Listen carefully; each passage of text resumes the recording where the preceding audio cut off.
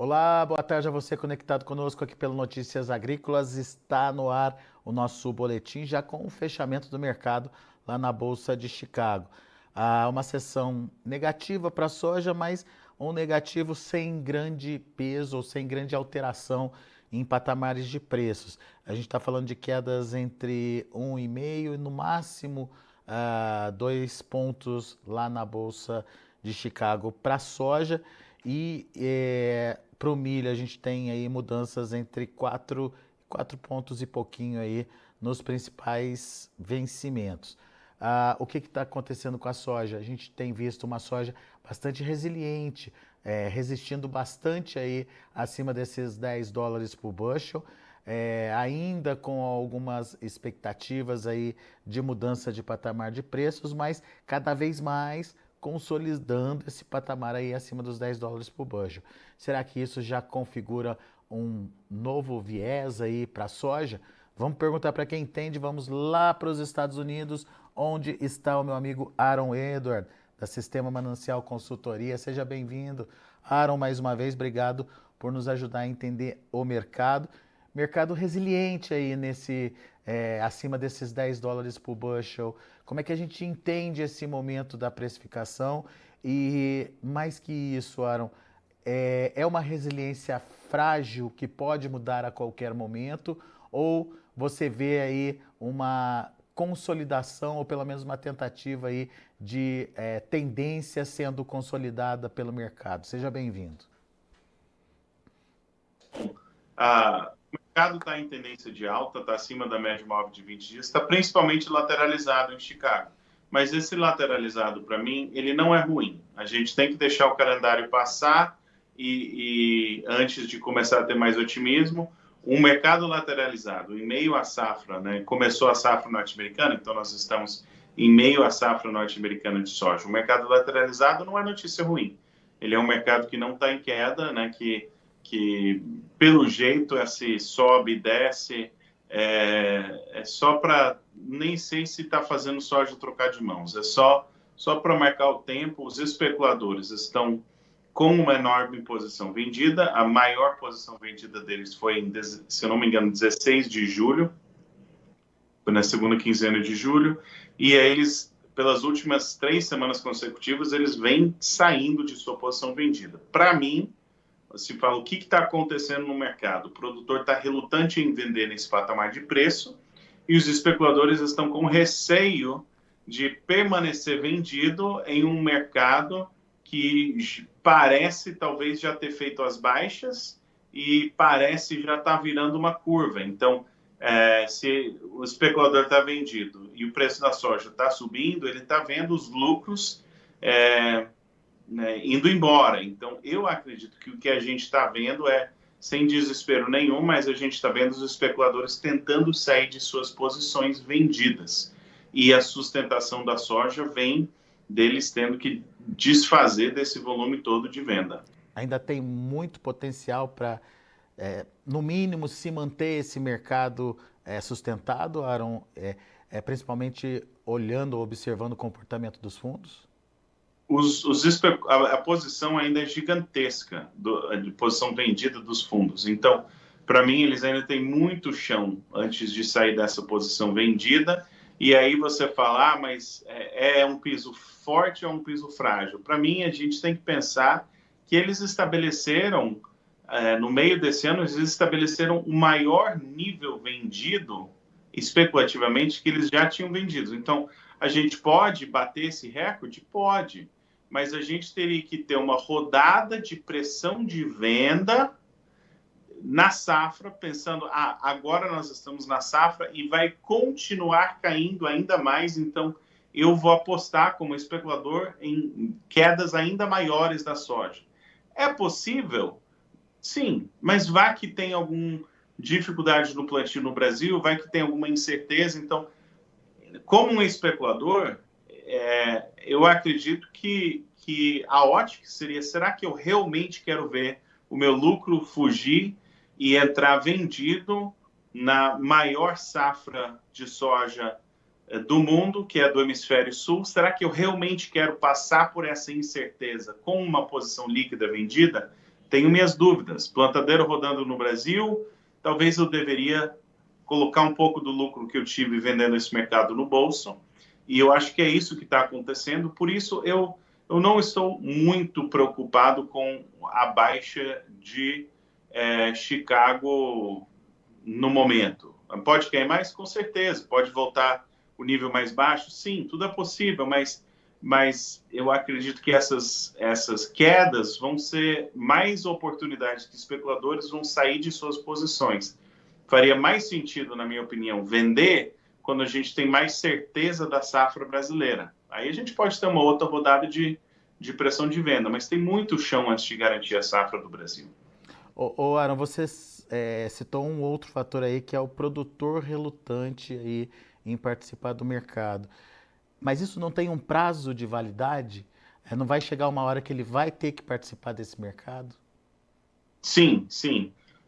O produtor brasileiro, muitos têm contas para o primeiro trimestre ou pelo menos primeiro semestre de 2025. Então, o produtor brasileiro vai muito provavelmente agregar muita pressão de venda no primeiro trimestre ou semestre do ano que vem. E o produtor norte-americano ainda tem pressão de venda, vai ter uma rodada de pressão de venda que precisa acontecer provavelmente ainda esse ano. Mas o detalhe sobre o produtor norte-americano é que, primeiramente, alguns já devem ter vendido o volume que eles precisam vender na safra. Então, tem produtores aqui nos Estados Unidos que vão colher, vão colocar no armazém e o plano deles é vender essa soja lá para frente quando eles gostarem do preço. Porque o que eles precisavam vender, eles já venderam. Com certeza, tem outros produtores que não venderam a sua produção ou não estão com essas posições vendidas. Mas, independente disso, é difícil para mim mensurar quanta pressão de venda vai ter que acontecer na safra americana, mas isso provavelmente, essa pressão de venda provavelmente chega para mim fim de outubro ou novembro, talvez até dezembro, não precisa necessariamente chegar nas próximas 1 ou 2 semanas. E aparentemente o produtor americano não se mostra disposto a vender abaixo de $10, pelo menos, né, Aaron? Pelo menos por hora, não. Talvez o calendário vai forçar essas vendas, mas ele pode ser paciente por enquanto. Então, a pressão de venda do produtor norte-americano, para mim, hoje ele tem uma característica mais de limitar ganhos do que provocar novas quedas. Então, eu não acho que ele vai vender no desespero, pelo menos não ainda. Se esse mercado continuar lateralizado por mais 1 mês, 2 meses, talvez ele tenha que começar a abrir mão de posições e aí a gente tem uma nova rodada de quedas, especialmente se a safra brasileira tá boa, né? Então, se a gente só ficar lateralizado até fim de outubro ou meados de novembro, e a safra brasileira tá boa, aí talvez a gente tenha outra rodada de queda. Mas, por hora, eu acho mais provável que o preço de Chicago vai subir até encontrar a pressão de venda do produtor, tanto o produtor brasileiro quanto o produtor norte-americano. E $10 viraria o quê? Um piso, talvez, aí para o mercado?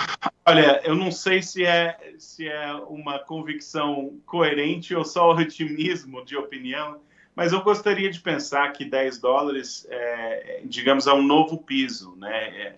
Muitas vezes, a maioria das vezes, depois que nós temos períodos prolongados de altas, como nós tivemos da última parte de 2020 até praticamente todo 2023, o piso fica mais elevado. Então, antigamente, né, antes de 2020, entre, digamos, 2014 e 2020, tinha uns 5 a 6 anos que $10 era para ser vendido. Eu gostaria de pensar que nós estamos entrando em uma era em que $10 é para ser comprado.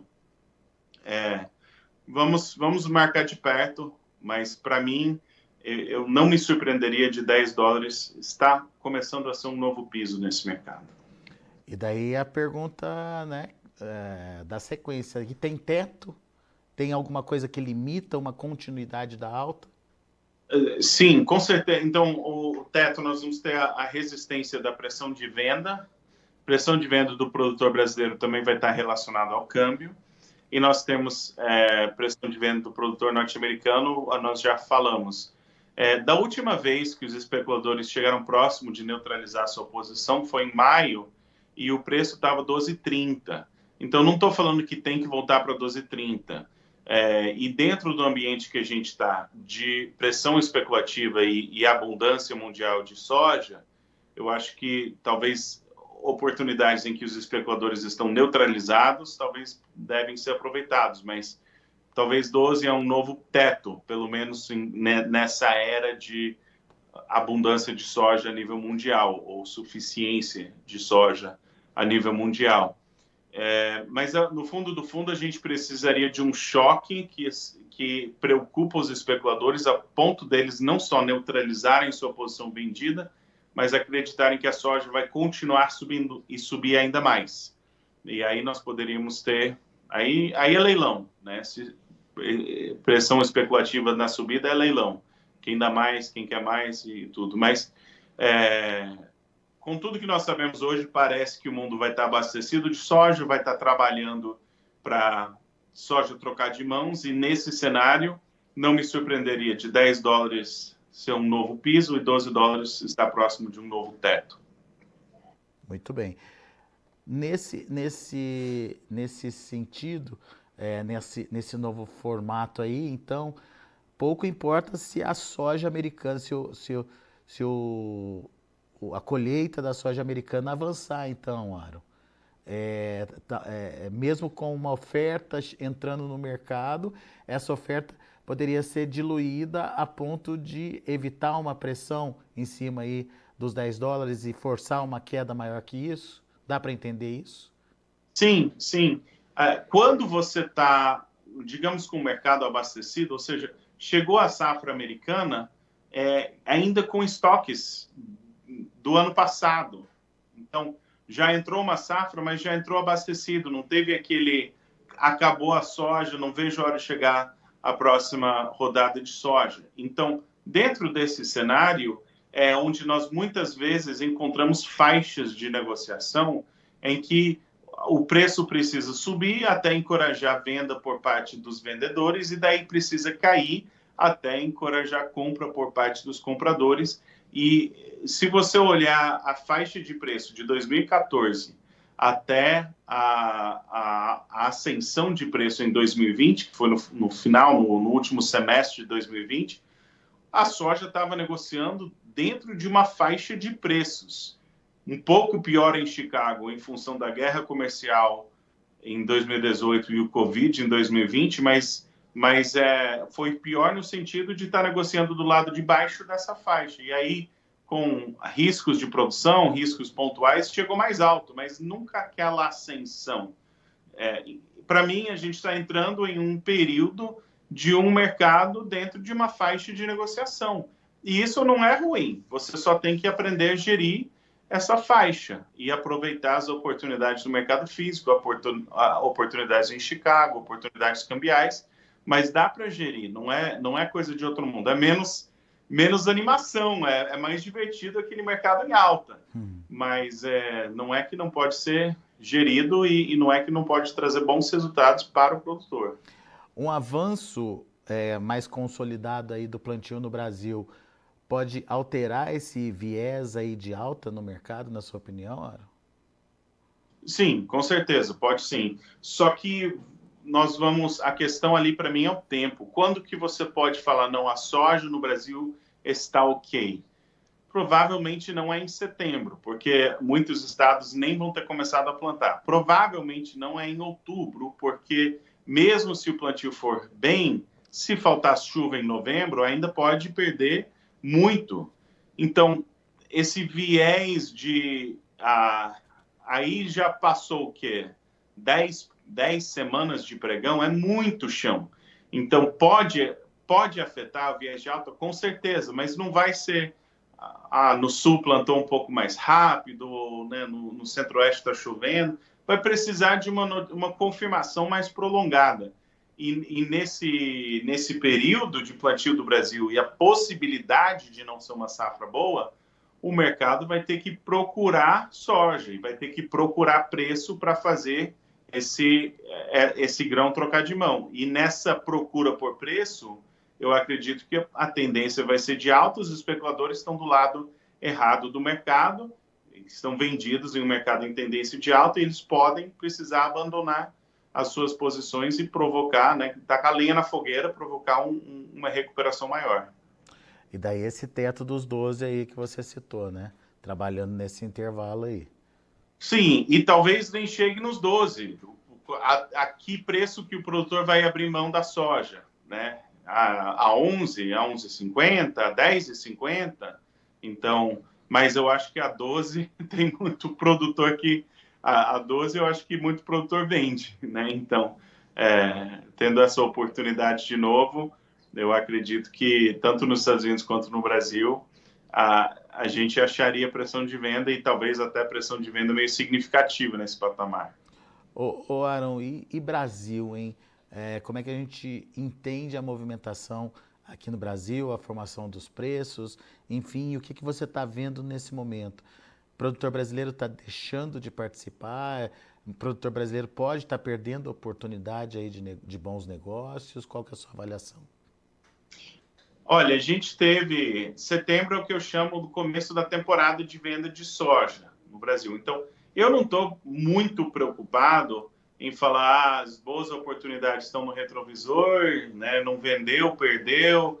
Eu não estou preocupado nesse nível. Dito isso, a gente precisa reconhecer que o produtor brasileiro teve soja de 12, 12,20, 12,30 em Chicago. O produtor brasileiro teve câmbio lá nas alturas, em agosto. E no fim de agosto, começo de setembro, dependendo das praças, o basis, o prêmio, né, atingiu seu nível maior. Para mim, não, o que não faz sentido é o ritmo de venda do produtor está atrasado no Brasil com um basis que está muito forte. Os maiores, em muitas praças, os maiores níveis de basis desde a virada de 2022 para 2023. Então, não faz sentido que o preço relativo está alto e o produtor está atrasado. Assim, a boa comercialização falaria para você abrir mão do inventário físico, seja disponível ou para a próxima safra, quando o basis está forte. Então, o basis está muito forte e o produtor está atrasado nas vendas. Essas duas informações não casam muito bem. Não faz muito sentido. Mas, enfim, o que o produtor brasileiro, o que você tem ouvido do produtor brasileiro, por que ele está temeroso? Por que ele não está avançando aí com a comercialização? É medo de não produzir? Talvez um pouco medo de não produzir, mas esse medo de não produzir, e aí talvez se as vendas tivessem 40%, 50%, 60%, aí você poderia entrar nisso. Mas tem muito produtor que não vendeu nada ou quase nada. O que é interessante para mim é que os produtores que estão olhando reais por saca, eles não venderam ou não venderam muito. Os produtores que estão pensando no basis têm vendido, e até diria que têm vendido agressivamente, ou agressivamente alinhado com a sua prática de venda, ou agressivamente talvez até um pouquinho mais do que eles costumariam vender nessa altura do ano. Então, quem está olhando para o basis está vendendo. E está gerindo câmbio e Chicago separado, ou B3 no caso, né, que é espelho de Chicago. Quem está olhando reais por saca está coçando a cabeça, falando que o mercado não deu oportunidades e chateado que não dá para pagar as contas. Então, dá para ver muito claramente os produtores que estão entendendo que para vender uma saca de soja tem 3 mercados, basis, câmbio e Chicago, e os produtores que só querem o pacote fechado em reais por saca e querem que seja o suficiente. Mas é possível fazer essa negociação em separado, Aaron? Sim, sim. E eu até diria, antes, 6 meses atrás, se você me perguntasse, eu falaria, não, é um diferencial de mercado. Eu acredito que está se tornando, ou muito possivelmente nos próximos anos, vai se tornar quase que um cost of business, algo que o produtor precisa fazer porque as oportunidades são muito grandes e quem está gerindo dessa forma, está tendo resultados muito melhores, está tendo receita muito melhor. Então, se você não está gerindo os componentes separados, eu acredito que vai ser cada ano mais difícil fechar a conta. Daí você, produtor, deve estar se perguntando, mas como é que eu faço isso? Como é que ele faz isso, Aaron? Dá uma dica aí, tem curso aí sendo Pois é, aberto? estou suspeito, né? Mas eu fiz o curso Comercialização de A a Z justamente para responder essa pergunta, dentre outras. Mas tem uma forma certa de você estabelecer quando, quanto e como vender, e eu explico todos esses detalhes, comercialização de A a Z, e hoje é o prazo para você se inscrever nessa turma. Não sei, vocês estão com o link aí que eles podem acessar? O link vai ficar fixado no YouTube, é isso, Renan? No chat do YouTube. Quem já está participando do chat logo vai poder ver o link aí fixado. E depois, posteriormente, a gente vai deixar também o link fixado nas informações aí do mercado. Ari, ó, o link já está aí à disposição, acabou de entrar no site.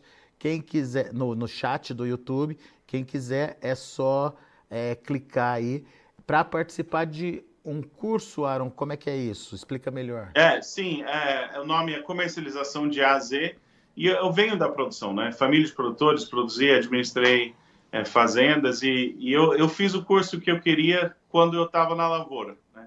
Então, é direto ao ponto, é pragmático, a linguagem é simples, tudo que você precisa saber, o A a Z da comercialização, para você saber quando, quanto e como vender. É uma plataforma completamente online, então, em meio ao plantio, você pode assistir de noite, ou de manhã, ou no final de semana, enfim, quando você consegue, um dia de chuva. Quando você conseguir encaixar, você pode assistir as aulas. Também você vai ter acesso a um grupo de WhatsApp comigo para tirar todas as suas dúvidas e, eventualmente, tendo muitas, eu faço aulas separadas de tira dúvidas de um material específico. E é um curso de 8 semanas, então ele é desenhado para ser 5 aulas curtas por semana, e aí você vai caminhar junto por 8 semanas, e no final disso você vai ter muita confiança e saber os próximos passos na sua comercialização e ter sucesso, né? Então, se gostaria de saber mais, se inscreva, e tenho certeza que se você vive de mercado de soja de milho, você vai gostar. E eu tô vendo aqui, eu cliquei no link como o bom curioso, bom jornalista curioso aqui. Tô vendo que tá tudo explicadinho, semana 1, semana 2, semana 3, enfim, até a semana 8, com toda a programação que você vai ter, tudo que você vai aprender. Tem os bônus exclusivos aqui, enfim, tem depoimentos de quem já fez o curso, enfim, e conseguiu mudar a gestão aí da propriedade. Bom, fica aí o convite então para você, não deixe de participar. Clique no link já a partir de agora. Esse link vai ficar fixado para vocês também na descrição do nosso YouTube, e aqui no site, aqui no Notícias Agrícolas, a gente vai deixar para vocês também o link à disposição para que logo abaixo ali da nossa conversa, da janela de transmissão ali do nosso boletim, você possa ter acesso a esse link também. Combinado? Fica aí. Até hoje, né, Aaron? É o último dia? Até hoje, até hoje. Para fechar a turma, então, não se esquece, participa lá, corre lá e, obviamente, você vai ter todas as informações aí para, como o Aaron disse, ter mais segurança para saber que momento é esse e, principalmente, se é momento de participar ou não do mercado. Uma última pergunta antes da gente desconectar. O Rogério Medeiros está perguntando do milho. Quais são as perspectivas aí para os preços do milho? O que você está vendo aí desse mercado?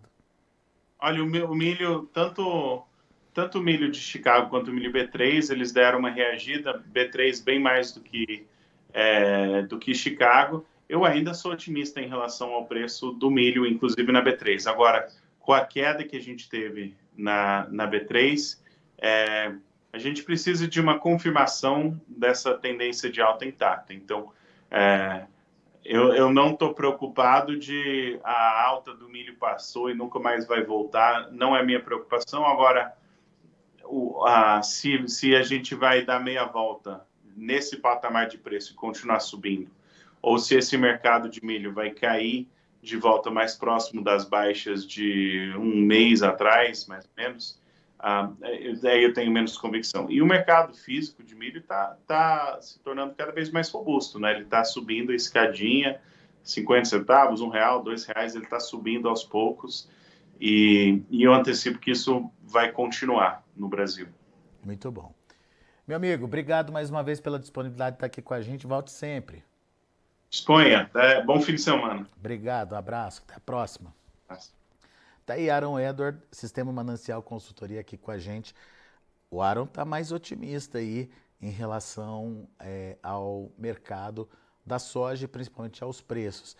Ele falou de viés de alta para a soja, ele falou de piso para a soja nos $10 por bushel e chegou até a citar aí a possibilidade do mercado poder buscar os $12 ou algo próximo disso, botando, obviamente, isso como um teto para os preços nesse momento, independentemente da evolução da colheita lá nos Estados Unidos e, obviamente, de olho no que pode acontecer aqui no Brasil, mas uma consolidação de uma super oferta aqui no Brasil vai se dar só mais lá para o final do ano, enfim, até lá esse mercado pode se consolidar, portanto, nesse patamar que o Aaron trouxe aí de nova perspectiva para os preços.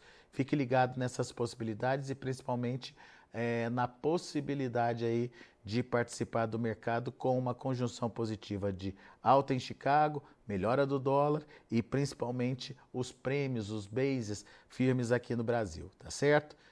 Vamos aos preços, vamos ver como estão os negócios lá na Bolsa de Chicago, encerramento para soja, milho e também para o trigo. A soja para novembro fechou aí a $10,12 por bushel, com queda de 1 ponto mais 25. Janeiro, $10,29 por bushel, queda de 1 ponto mais 75. Para março, $10,43 por bushel, queda de 1 ponto e meio. Para maio, $10,57 por bushel, queda também de 1 ponto e meio. Vamos ver o milho. Para dezembro, $4,01 por bushel, queda de 4 pontos. Para março, $4,20 por bushel, caindo 4 pontos mais 25, a mesma queda para maio que fechou a 4,31 e julho, $4,37 por bushel, também caindo os mesmos 4 pontos mais 25. E para finalizar, o trigo na contramão aí da soja e do milho, trigo acabou encerrando de forma positiva. Dezembro, $5,68 por bushel, 3 pontos de alta. Março, 5,87, 2,5 de alta. Maio, $5,98 por bushel, 2,25 de elevação. E o julho, $6,03, alta de 1 ponto mais 75. São os números, portanto, de fechamento do mercado. A gente fica por aqui. Notícias agrícolas, informação agro-relevante e conectada.